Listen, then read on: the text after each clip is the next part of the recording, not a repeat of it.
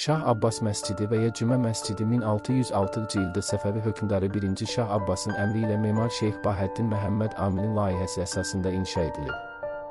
Aran memarlıq məktəbi üslubunda qırmızı kərpicdən tikilən bu məscid 17-ci əsrin memarlıq üslubunu öyrənmək üçün çox əhəmiyyətlidir.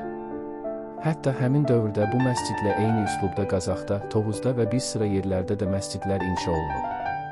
Məscidin palıddan düzəldilmiş minbərinin üstündəki oyma bəzəklər Azərbaycan şəbəkəçilik sənətinin nadir nümunələrindəndir.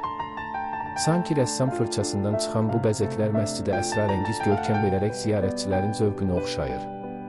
Deyimlərə görə günorta məscidin günbatan divarına düşən kölgə itir və ibadət başlanırdı. Məscid binasının giriş tağındakı qapının üstündə biri ərəb, digəri fars dilində olan 2 daş kitabə bugünədək qorunub saxlanılır. Dövlət tərəfindən qorunan Şah Abbas məscidi müxtəlif vaxtlarda bir neçə dəfə əsaslı təmir olunub və restavrasiya edilib.